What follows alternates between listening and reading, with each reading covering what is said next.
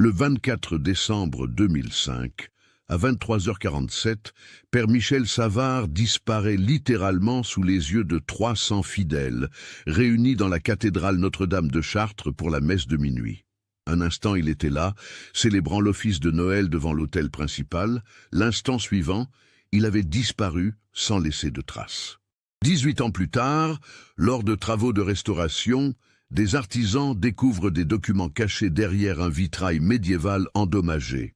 Ces papiers, écrits de la main du prêtre disparu, révèlent un secret si troublant qu'il explique non seulement sa disparition, mais aussi pourquoi certaines personnes étaient prêtes à tout pour le faire taire. Que peut bien avoir découvert ce prêtre respecté pour que sa propre hiérarchie décide de l'éliminer en pleine nuit de Noël ?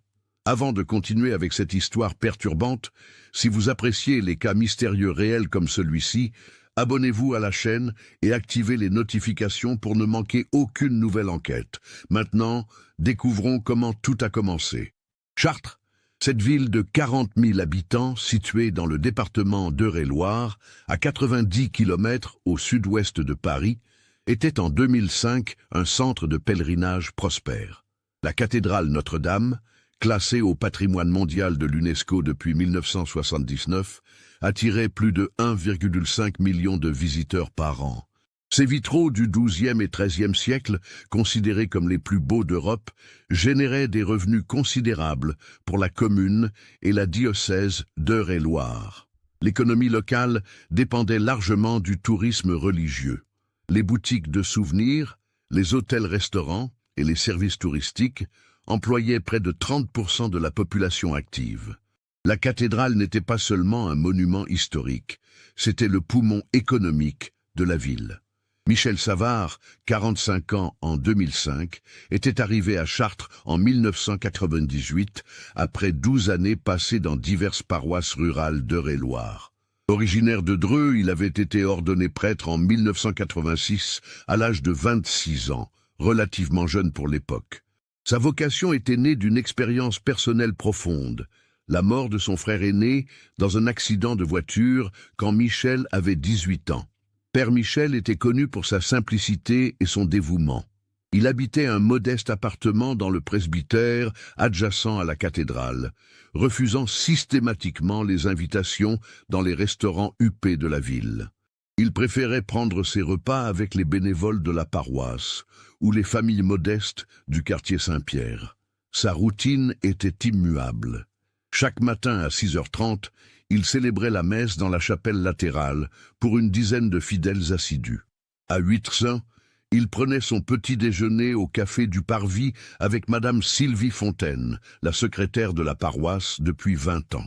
Puis il consacrait ses matinées aux visites pastorales dans les maisons de retraite et l'hôpital municipal. Les après-midi étaient réservés à la préparation des offices et aux entretiens avec les paroissiens. Père Michel avait développé une réputation de confesseur attentif et discret. Beaucoup de Chartrains venaient le voir pour des problèmes familiaux ou financiers, sachant qu'il les écouterait sans juger. La diocèse d'Eure-et-Loir était dirigée par Monseigneur André Claudel, un homme de 68 ans proche de la retraite, qui laissait de plus en plus de responsabilités à son évêque auxiliaire, Monseigneur Henri Leclerc. Ce dernier, 58 ans, était considéré comme l'étoile montante de l'Église catholique française. Leclerc avait un profil atypique pour un homme d'église. Diplômé de HEC Paris avant d'entrer au séminaire, il avait travaillé 3 ans dans une banque d'affaires avant de découvrir sa vocation religieuse. Cette expérience du monde financier lui avait donné une vision pragmatique de la gestion ecclésiastique qui tranchait avec la formation purement théologique de ses confrères. Depuis son arrivée à Chartres en 2002, Leclerc avait modernisé l'administration diocésaine. Il avait créé un service de communication, développé un site internet et mis en place des partenariats avec des tours opérateurs spécialisés dans le tourisme religieux. Les recettes de la cathédrale avaient augmenté de 40% en 3 ans. Antoine Garnier, 35 ans, était diacre permanent depuis 2003. Contrairement à Père Michel, il représentait la nouvelle génération d'hommes d'église. Diplômé en théologie et en communication, il maîtrisait parfaitement les outils numériques et les réseaux sociaux. Garnier était chargé de l'organisation des grands événements liturgiques et de la coordination avec les médias. Il avait notamment organisé la retransmission télévisée de la messe de Pâques 2005 sur France 2, qui avait attiré près de 2 millions de téléspectateurs. Physiquement, Antoine était l'opposé de Père Michel. Grand, mince, avec des traits fins et une élégance naturelle, il plaisait aux journalistes et aux responsables du tourisme local. Sa capacité à expliquer les traditions religieuses dans un langage accessible en faisait un interlocuteur privilégié pour les reportages sur Chartres. Sylvie Fontaine, 52 ans, était plus qu'une simple secrétaire. Employée de la paroisse depuis 1985, elle connaissait tous les secrets de la cathédrale. Veuve depuis 1999, elle avait reporté toute son affection sur la communauté religieuse.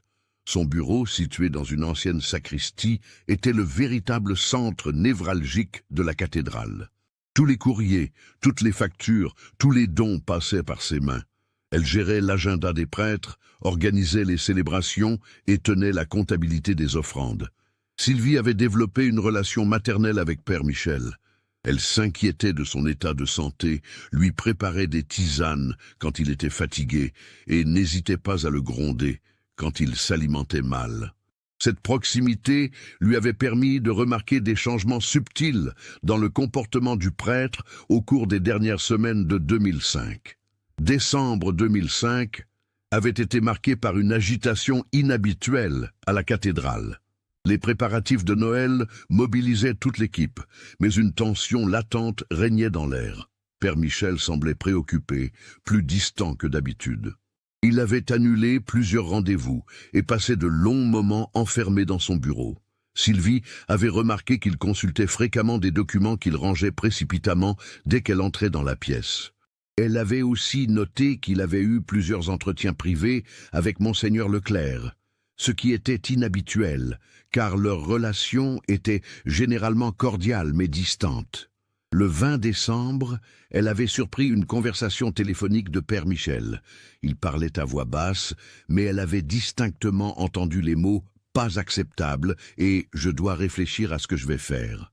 Quand elle lui avait demandé si tout allait bien, il avait éludé la question avec un sourire forcé. Le 22 décembre, Père Michel avait demandé à Sylvie de lui préparer une enveloppe recommandée pour Paris, sans préciser le destinataire.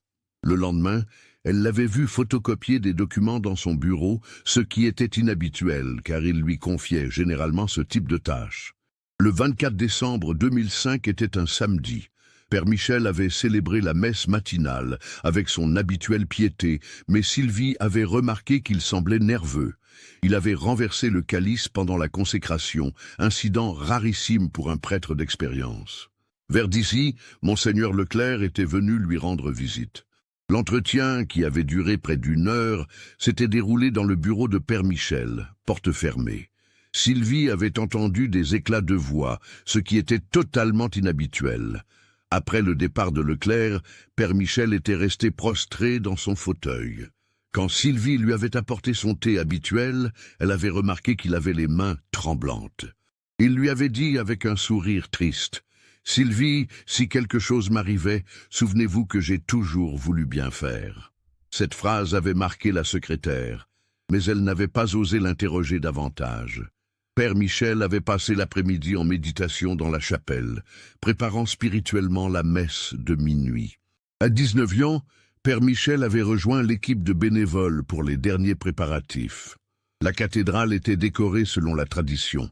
Un immense sapin de Noël installé dans le transept sud, des couronnes de l'Avent suspendues aux piliers et des centaines de bougies créaient une atmosphère féerique.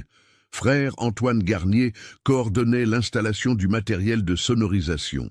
Cette année, la messe était retransmise en direct sur Radio Chartres et un enregistrement était prévu pour la télévision régionale. Des micros avaient été installés près de l'autel principal et dans la nef. Vers 21h, les premiers fidèles avaient commencé à affluer. Chartres attirait des visiteurs de toute la région parisienne pour la messe de minuit. L'office était réputé pour sa beauté et l'acoustique exceptionnelle de la cathédrale. À 22h30, Père Michel était entré dans la sacristie pour revêtir ses ornements liturgiques. Il portait ce soir-là une chasuble blanche brodée d'or, réservée aux grandes solennités. Sylvie l'avait aidé à s'habiller comme elle le faisait toujours pour les cérémonies importantes. À 23h45, la procession d'entrée s'était formée. Père Michel, précédé de 2 enfants de chœur portant des cierges, avait remonté l'allée centrale sous les applaudissements discrets des fidèles. La cathédrale était bondée, près de 300 personnes étaient présentes. L'office avait commencé normalement. Père Michel avait prononcé l'antienne d'ouverture de sa voix claire et posée. Les lectures de la Nativité résonnaient dans la nef, portées par l'acoustique parfaite du lieu. Tout semblait se dérouler comme prévu. À 23h47, pendant l'hymne Gloria in excelsis Deo, Père Michel se trouvait derrière l'autel principal, face à l'assemblée.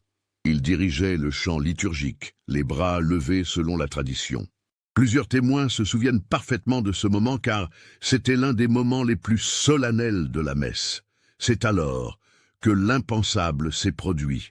Selon les témoignages concordants, Père Michel s'est soudainement immobilisé. Ses bras sont retombés le long du corps et il a regardé fixement vers le fond de la cathédrale. Plusieurs personnes ont remarqué qu'il avait pâli. Madame Berthe Calvados, assise au 2e rang, a déclaré plus tard « Il avait l'air terrifié, j'ai cru qu'il faisait un malaise ».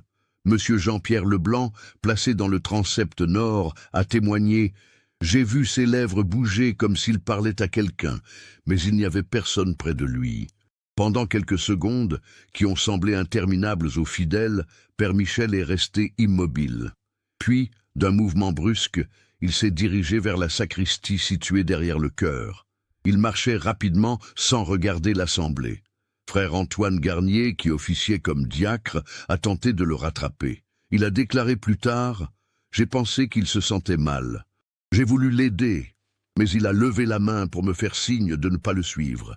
J'ai hésité, puis j'ai décidé de continuer l'office pour ne pas inquiéter les fidèles. Plusieurs témoins ont confirmé que Père Michel était entré dans la sacristie vers 23h48. La petite porte en bois sculptée s'était refermée derrière lui. C'était la dernière fois qu'on l'avait vu vivant. Les minutes qui ont suivi restent floues. Frère Antoine a improvisé une homélie courte, expliquant que Père Michel avait été pris d'un malaise et qu'il allait revenir. L'assemblée, bien que surprise, est restée calme. Beaucoup ont pensé qu'il s'agissait d'un simple incident de santé. Vers minuit 5, voyant que Père Michel ne revenait pas, Antoine est allé discrètement dans la sacristie. Il l'a trouvée vide. La chasuble blanche était soigneusement pliée sur la table, comme si le prêtre avait pris le temps de se changer. La porte donnant sur la cour intérieure était entr'ouverte. Antoine a immédiatement alerté Sylvie Fontaine, qui était restée dans la cathédrale pour surveiller l'office. Tous deux ont d'abord pensé que Père Michel était sorti prendre l'air et qu'il allait revenir. Ils ont décidé d'attendre quelques minutes avant de donner l'alerte. Vers minuit 15, ils ont discrètement parcouru les abords de la cathédrale. La cour intérieure, les jardins adjacents et le parvis ont été rapidement inspectés. Aucune trace de Père Michel. Son manteau était resté dans la sacristie, ce qui était inquiétant par cette nuit de décembre où la température avoisinait les 2 degrés. À minuit 30, Sylvie a pris la décision d'appeler les gendarmes. Le capitaine Bernard Moreau, de service cette nuit-là, est arrivé sur les lieux vers minuit 45. Il a immédiatement organisé une recherche méthodique dans un périmètre de 500 mètres autour de la cathédrale. Les premières constatations ont été troublantes. Père Michel avait laissé toutes ses affaires personnelles dans la sacristie. Son portefeuille, contenant 90 €, ses clés, sa montre et sa médaille de Saint-Christophe qu'il ne quittait jamais. Il avait même laissé ses chaussures liturgiques et remis ses chaussures de ville. L'enquête a été confiée à l'inspecteur Jean-Claude Morvan, de la police judiciaire de Chartres. Morvan, 42 ans, était un policier méticuleux qui avait déjà traité plusieurs affaires de disparitions inquiétantes dans la région. Les premières auditions ont été menées dès le 25 décembre. Morvan a interrogé tous les témoins présents lors de la messe de minuit, soit près de 300 personnes. Un travail titanesque qui a duré plusieurs semaines. Plusieurs éléments ont rapidement émergé. D'abord, l'état d'esprit de Père Michel dans les jours précédant sa disparition. De nombreux témoins ont confirmé qu'il semblait préoccupé, nerveux, différent de son habitude. Sylvie Fontaine a évoqué les conversations téléphoniques mystérieuses et les documents qu'il consultait en secret. Ensuite, les circonstances de la disparition elle-même. Plusieurs témoins ont décrit le comportement étrange de Père Michel à 23h47. Il avait regardé vers le fond de la cathédrale, comme s'il avait vu quelqu'un, puis il avait quitté l'hôtel précipitamment. L'inspecteur Morvan a fait analyser les enregistrements de la messe. Sur la bande sonore de Radio Chartres, on entendait distinctement le moment où Père Michel s'était arrêté de chanter. Il y avait un silence de quelques secondes, puis le bruit de ses pas sur les dalles de pierre. Morvan a exploré toutes les pistes possibles. La première hypothèse était celle d'un malaise ou d'un trouble psychologique. Père Michel avait-il été victime d'une crise de panique, d'un épisode dépressif? Le médecin de famille, Dr Philippe Mercier, a formellement écarté cette possibilité. Père Michel était en bonne santé physique et mentale. La deuxième piste était celle d'un départ volontaire. Père Michel avait-il décidé de quitter son ministère? Cette hypothèse était contredite par plusieurs éléments. D'abord, il n'avait emporté aucun effet personnel. Ensuite, son compte bancaire n'avait pas été vidé. Enfin, son caractère ne correspondait pas à un départ impulsif. La troisième piste était celle d'un enlèvement. Mais qui aurait enlevé un prêtre pendant la messe de minuit? Et pourquoi? Père Michel n'avait pas d'ennemis connus, il vivait modestement et ne représentait aucun enjeu financier. Aucune demande de rançon n'avait été reçue. L'inspecteur Morvan a interrogé longuement Monseigneur Leclerc sur l'entretien du 24 décembre. L'évêque auxiliaire a expliqué qu'ils avaient discuté de l'organisation des festivités de Noël et de quelques problèmes administratifs mineurs. Il a nié toute tension particulière avec Père Michel. Plusieurs témoignages ont cependant attiré l'attention de Morvan. Madame Jacqueline Roux, qui habitait rue d'Échange, à proximité de la cathédrale, a déclaré avoir entendu des voix dans la cour vers minuit 50. Elle ne pouvait pas distinguer les paroles, mais elle était certaine qu'il s'agissait de plusieurs personnes. Monsieur André Petit, insomniaque habituel, a affirmé avoir vu une voiture sombre stationnée devant la cathédrale vers 1h du matin. Il avait trouvé cela suspect, car le stationnement était interdit à cet endroit après 22h. Malheureusement, il n'avait pas relevé la plaque d'immatriculation. Plus troublante encore, Madame Marie-Claire Dubois, qui rentrait de la messe de minuit, a déclaré avoir aperçu Père Michel vers 1h15 près de la gare. Il était en compagnie de 2 hommes et semblait agité. Elle n'avait pas osé l'aborder car elle avait eu l'impression qu'il ne voulait pas être vu. Ces témoignages, bien que fragmentaires, dessinaient un scénario inquiétant. Père Michel n'était peut-être pas parti seul. Mais l'enquête a buté sur l'absence d'éléments tangibles, aucune trace de lutte, aucune piste véritablement exploitable. Après 6 mois d'investigation intense, l'enquête a commencé à s'enliser. Morvan avait épuisé toutes les pistes traditionnelles. Il avait interrogé l'entourage de Père Michel, analysé sa correspondance, vérifié ses comptes bancaires, consulté les archives diocésaines. Rien n'expliquait sa disparition. Les autorités ecclésiastiques ont également mené leur propre enquête interne. Un visiteur apostolique envoyé par Rome a auditionné tous les membres de la hiérarchie diocésaine. Aucun élément compromettant n'a été révélé. En septembre 2006, le dossier a été classé sans suite.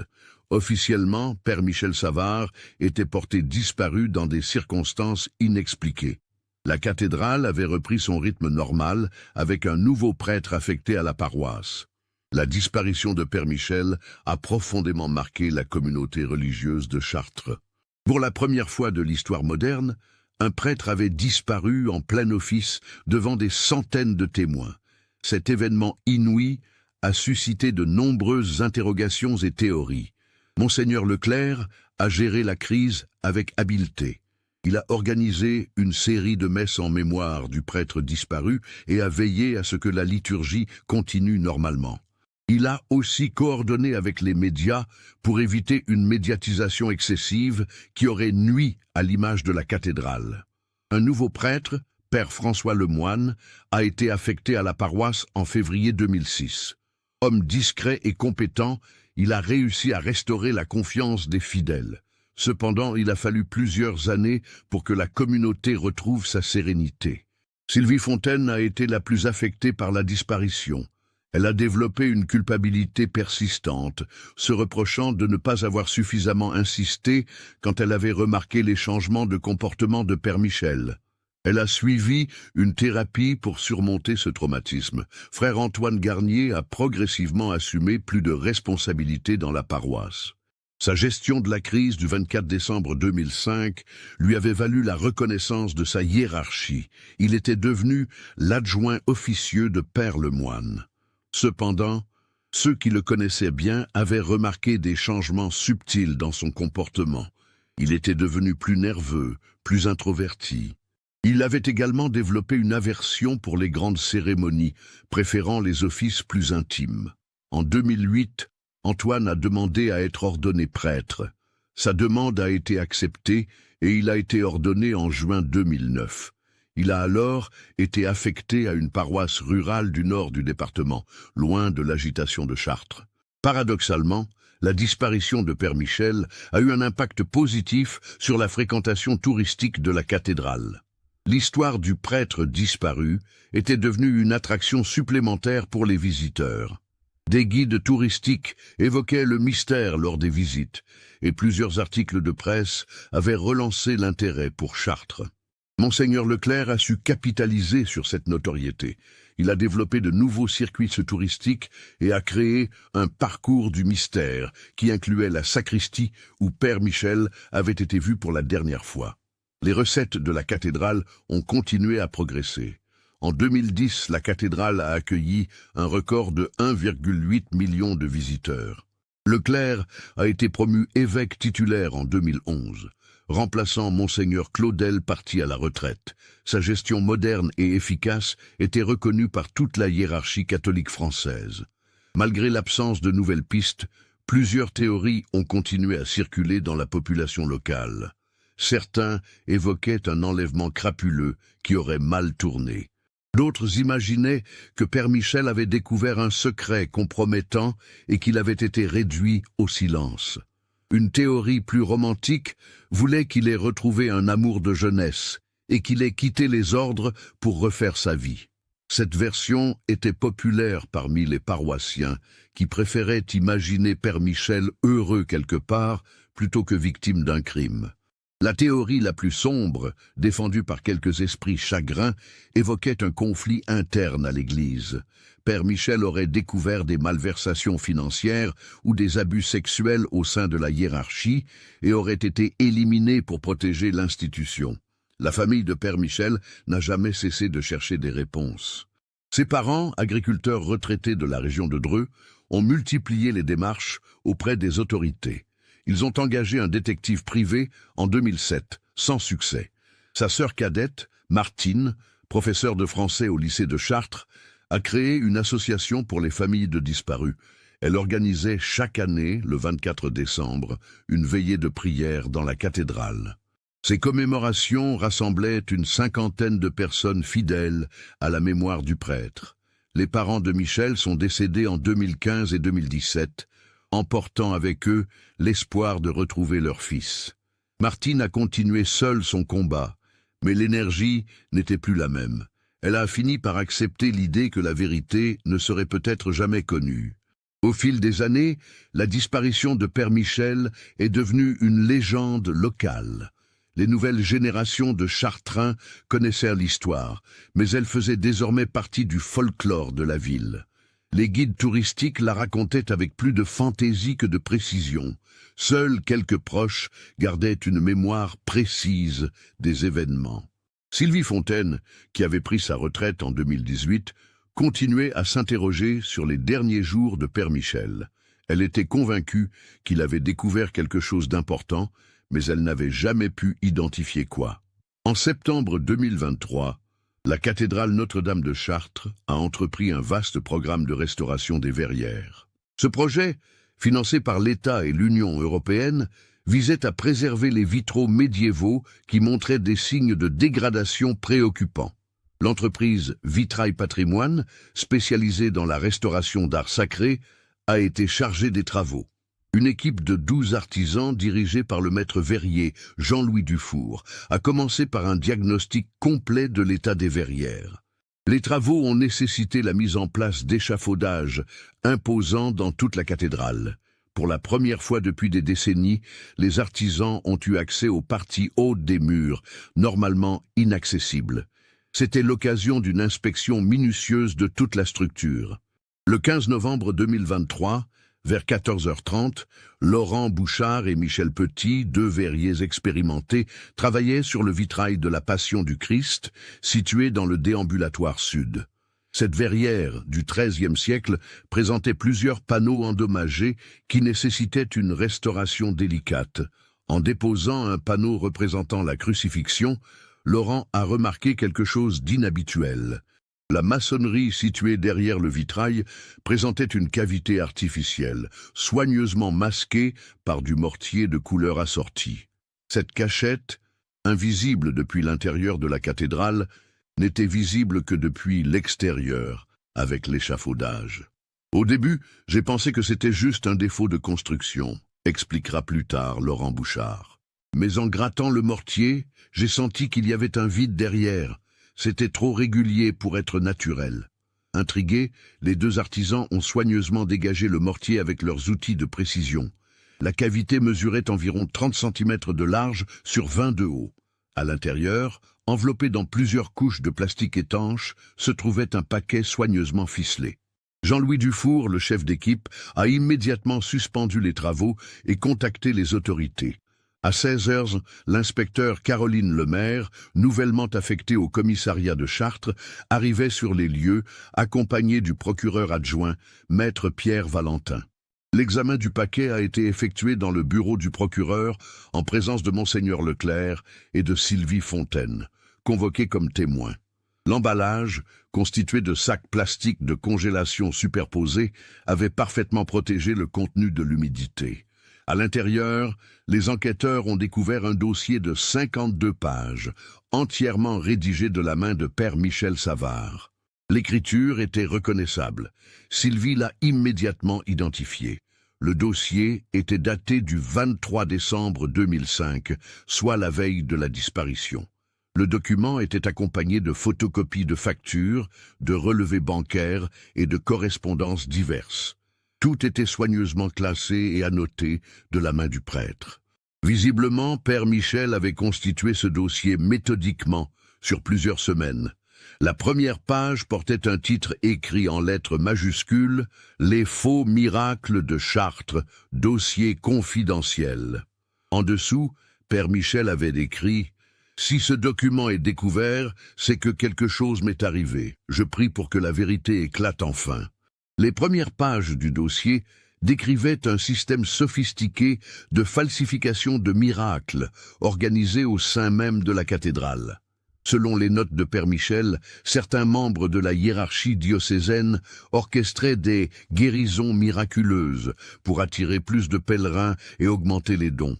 Le système fonctionnait ainsi. Des complices, se faisant passer pour des pèlerins, simulaient des handicaps ou des maladies lors des grandes célébrations. Puis, à des moments soigneusement choisis, ils prétendaient être guéris par l'intercession de la Vierge de Chartres. Ces miracles étaient filmés discrètement et diffusés sur les réseaux de communication catholiques. Père Michel avait découvert le stratagème par hasard en reconnaissant l'un des miraculés quelques jours après sa prétendue guérison. L'homme, qui était censé être paralysé des jambes, faisait tranquillement ses courses au supermarché local. Intrigué, le prêtre avait commencé à enquêter discrètement. Le dossier contenait des preuves irréfutables.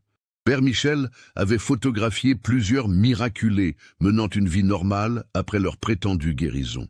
Il avait aussi photocopié des factures prouvant que la diocèse versait des indemnités de déplacement à ses complices. Plus grave encore, le prêtre avait découvert l'existence d'un compte bancaire secret alimenté par les dons spécifiquement collectés pour l'œuvre des miracles. Ce compte, ouvert dans une banque de Paris, contenait plus de 800 000 € en novembre 2005. Les relevés montraient des virements réguliers vers des comptes personnels de Monseigneur Leclerc, du docteur Philippe Mercier et de 3 autres complices. Le système générait environ 50 000 € par mois, entièrement détournés du patrimoine de l'Église. D'après les investigations de Père Michel, le réseau était dirigé par Monseigneur Leclerc, avec la complicité active du docteur Mercier. Ce dernier rédigeait de faux certificats médicaux attestant des handicaps des complices avant leur guérison. Il signait aussi les constats de guérison, donnant une crédibilité médicale aux prétendus miracles. Frère Antoine Garnier occupait un rôle central dans l'organisation. Chargé de la communication, il orchestrait la mise en scène des miracles et leur diffusion médiatique. Il coordonnait aussi le recrutement des complices, souvent des personnes en difficulté financière, attirées par les indemnités. Sylvie Fontaine était manipulée à son insu. Elle transmettait innocemment les informations sur les pèlerins attendus, permettant au réseau d'organiser les mises en scène aux moments les plus propices. Sa réputation d'honnêteté la rendait au-dessus de tout soupçon. Les notes de Père Michel révélaient comment il avait progressivement découvert l'ampleur du système. Tout avait commencé le 2 novembre 2005, lors de la Toussaint. Il avait remarqué qu'une femme, miraculeusement guérie d'une claudication sévère la semaine précédente, marchait normalement dans les rues de Chartres. Intrigué, il avait commencé à observer discrètement les autres miraculés. En 6 semaines d'enquête, il avait identifié 12 cas de fausse guérison. Il avait même suivi certains complices jusqu'à leur domicile, découvrant qu'ils menaient une vie parfaitement normale. Le 15 décembre, Père Michel avait confronté directement Frère Antoine. Ce dernier, pris au dépourvu, avait fini par avouer sa participation au système. Il avait expliqué que l'argent servait à promouvoir le rayonnement de Chartres et que les fins justifiaient les moyens. Selon ses notes, Père Michel avait donné un ultimatum à Monseigneur Leclerc le 20 décembre. Il exigeait l'arrêt immédiat du système et la restitution des sommes détournées. Il menaçait de révéler l'affaire aux autorités civiles et au Vatican, si ces demandes n'étaient pas satisfaites. Leclerc avait demandé un délai de réflexion jusqu'après les fêtes de Noël. Il avait argué que révéler l'affaire pendant cette période ferait un scandale énorme et nuirait à l'image de l'Église catholique. Père Michel avait accepté d'attendre, mais il avait commencé à constituer son dossier de preuves. La dernière note, datée du 23 décembre à 22h30, était particulièrement poignante. « Demain, je célébrerai peut-être ma dernière messe à Chartres. Si Leclerc refuse mes conditions, je remettrai ce dossier aux autorités le 26 décembre.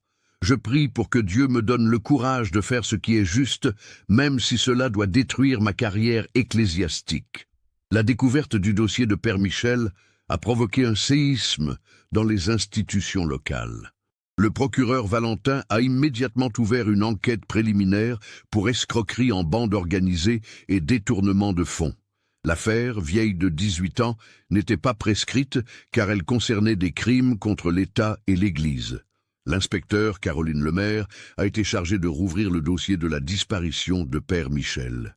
Cette fois, l'enquête disposait d'un mobile clair et d'une liste de suspects identifiés. Les circonstances de la disparition prenaient enfin un sens logique. Monseigneur Leclerc, convoqué dès le 16 novembre, a nié catégoriquement toute implication dans un système de faux miracles. Il a prétendu que le dossier était un faux, rédigé par une personne malveillante pour nuire à sa réputation. Cette défense a rapidement montré ses limites face aux preuves accumulées. L'audition de Sylvie Fontaine s'est révélée décisive. Confrontée aux éléments du dossier, elle a réalisé qu'elle avait été manipulée pendant des années. Elle a reconnu avoir transmis innocemment des informations sur les pèlerins sans comprendre l'usage qui en était fait. Plus importante encore, elle a confirmé l'authenticité de l'écriture de Père Michel et la véracité de plusieurs faits mentionnés dans le dossier. Elle se souvenait parfaitement de l'agitation du prêtre en décembre 2005 et de ses conversations téléphoniques mystérieuses. Le docteur Philippe Mercier a d'abord tenté de nier, puis face aux preuves bancaires, il a fini par avouer sa participation au système. Il a expliqué qu'il avait été progressivement entraîné par Leclerc, qui lui avait fait miroiter les bienfaits financiers de l'opération. Frère Antoine Garnier, devenu Père Antoine depuis 2009, officiait dans une paroisse rurale près de Nogent-le-Rotrou. Quand les gendarmes se sont présentés à son presbytère le 18 novembre, ils ont trouvé un homme profondément changé. Le jeune homme ambitieux de 2005 était devenu un prêtre austère, rongé par la culpabilité. Antoine n'a opposé aucune résistance. Il a même semblé soulagé que la vérité éclate enfin.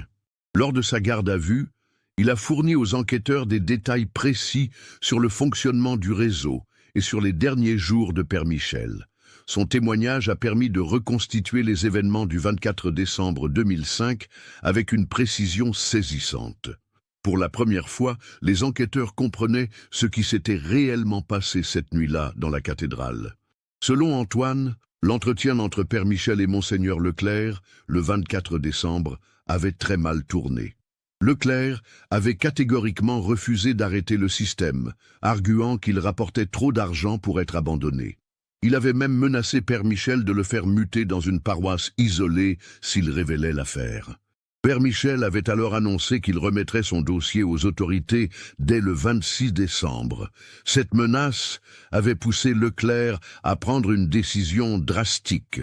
Il avait contacté 2 complices du réseau, des hommes peu scrupuleux, habitués aux basses œuvres. Le plan était simple, intercepter Père Michel après la messe de minuit et le contraindre à détruire son dossier. Leclerc comptait sur l'intimidation pour faire plier le prêtre. Il n'avait pas prévu que Michel résisterait aussi fermement. D'après le témoignage d'Antoine, les 2 complices s'étaient positionnés dans la cathédrale pendant la messe. Ils se faisaient passer pour des fidèles, mais Père Michel les avait reconnus. C'étaient des hommes qu'il avait déjà vus lors d'opérations de faux miracles. Comprenant qu'il était en danger, Père Michel avait quitté précipitamment l'autel à 23h47.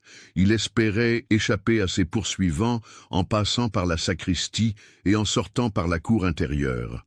Malheureusement, les complices l'attendaient à la sortie. La suite s'était déroulée rapidement. Les hommes avaient contraint Père Michel à les suivre jusqu'à une voiture garée près de la gare. Ils voulaient le conduire dans un endroit isolé pour discuter calmement et le convaincre de renoncer à ses révélations. Le trajet avait mal tourné. Père Michel, homme de conviction, avait refusé tout compromis. Il avait affirmé qu'il préférait mourir plutôt que de se taire face à cette corruption de l'Église qu'il servait fidèlement depuis 20 ans. Selon Antoine, qui tenait ces informations de Leclerc lui-même, l'un des complices avait perdu son sang-froid. Une altercation avait éclaté dans la voiture et Père Michel avait été accidentellement blessé mortellement. Les complices, paniqués, avaient fait disparaître le corps et simulé un enlèvement. Leclerc avait organisé la suite. Il avait fait nettoyer la voiture, détruit les preuves et soudoyé les complices pour qu'ils quittent la région. L'un d'eux était parti en Espagne, l'autre en Allemagne. Il n'était jamais revenu en France. Le 22 novembre 2023, Monseigneur Henri Leclerc a été placé en garde à vue. Âgé de 76 ans, l'homme qui avait dirigé la diocèse de Chartres pendant plus de 20 ans apparaissait désormais comme le cerveau d'une organisation criminelle ayant causé la mort d'un prêtre intègre. Face aux témoignages d'Antoine et aux preuves du dossier de Père Michel, Leclerc a d'abord maintenu ses dénégations. Il a prétendu qu'Antoine mentait pour se venger d'anciennes rancœurs professionnelles. Il a aussi affirmé que le dossier était un faux fabriqué pour le compromettre. Mais l'enquête financière menée en parallèle a rapidement confirmé l'existence des comptes secrets et des détournements de fonds. Les experts en écriture ont formellement authentifié les documents rédigés par Père Michel. Leclerc s'est retrouvé acculé par l'accumulation de preuves. Dans la nuit du 23 novembre, après 16 heures de garde à vue, Monseigneur Leclerc s'est finalement effondré. Face à l'évidence, il a avoué son rôle dans l'organisation du système de faux miracles et sa responsabilité indirecte dans la mort de Père Michel. Selon ses aveux, il n'avait jamais voulu que les choses aillent aussi loin. Le système de faux miracles avait commencé comme une initiative marketing pour promouvoir Chartres face à la concurrence d'autres lieux de pèlerinage. L'argent détourné servait officiellement à financer des projets pastoraux. Leclerc a reconnu avoir organisé l'intimidation de Père Michel, mais il a maintenu que la mort du prêtre était accidentelle. Selon lui, les complices avaient dépassé ses instructions. Il les avait payés pour faire peur à Michel, pas pour l'éliminer. L'enquête a révélé que le corps de Père Michel avait été dissous dans l'acide par les complices, dans une propriété abandonnée de la Beauce. Cette méthode, suggérée par l'un des hommes qui avait des antécédents criminels, ne laissait aucune trace exploitable. La propriété, située à 40 km de Chartres, appartenait à un ancien paroissien décédé en 2004. Leclerc en avait gardé les clés pour y entreposer du matériel liturgique. C'était l'endroit parfait pour faire disparaître les preuves. Les habits liturgiques de Père Michel, retrouvés soigneusement pliés dans la sacristie, avaient été disposés ainsi par Leclerc lui-même.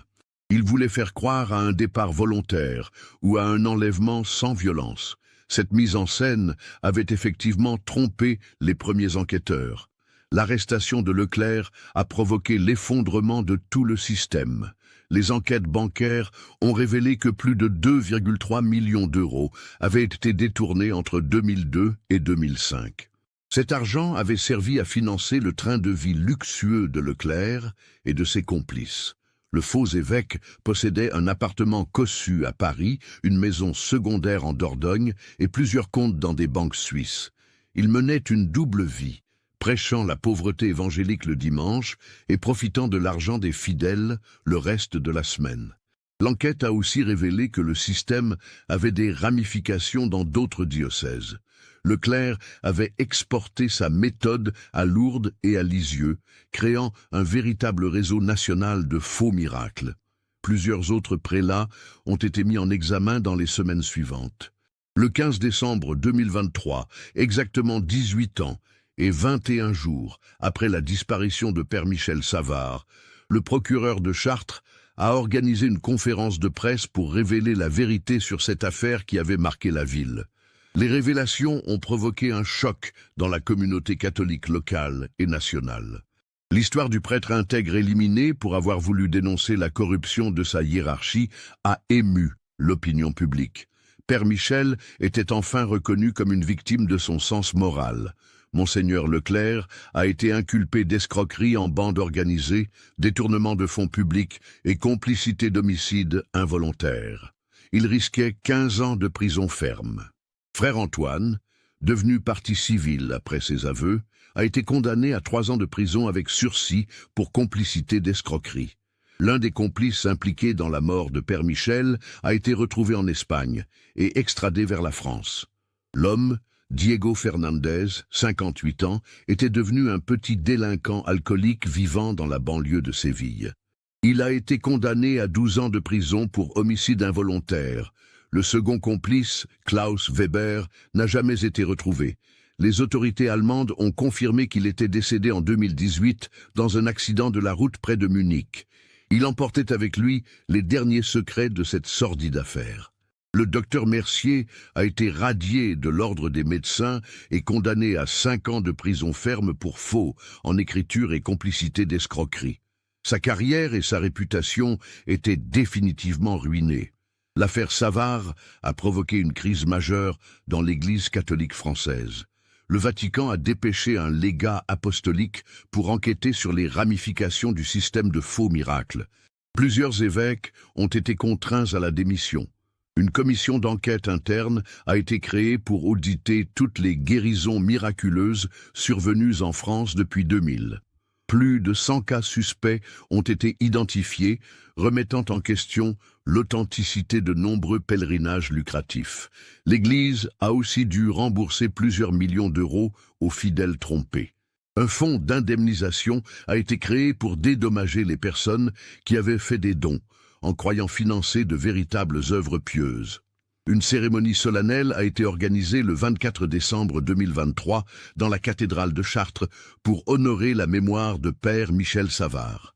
L'archevêque de Paris, représentant le pape François, a reconnu officiellement que le prêtre était mort en martyr de la vérité. Une plaque commémorative a été apposée dans la sacristie où Père Michel avait été vu vivant pour la dernière fois.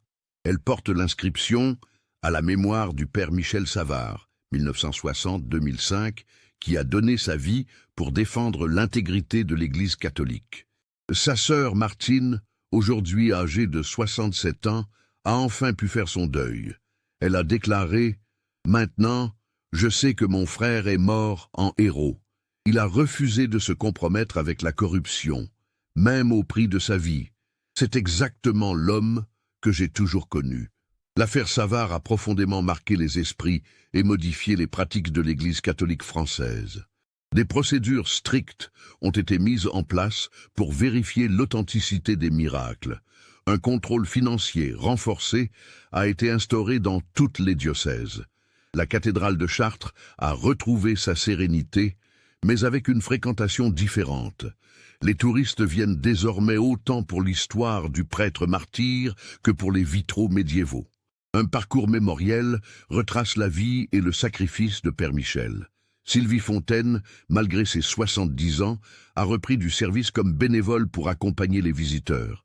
Elle raconte inlassablement l'histoire de Père Michel au groupe de pèlerins, veillant à ce que sa mémoire reste vivante. Cette affaire nous montre comment la corruption peut s'installer même dans les institutions les plus respectées et comment des hommes de conviction peuvent payer de leur vie leur refus de se compromettre. Père Michel Savard incarnait ces valeurs morales qui transcendent les intérêts matériels. Elle révèle aussi la puissance de la vérité, qui finit toujours par éclater, même après des décennies de silence.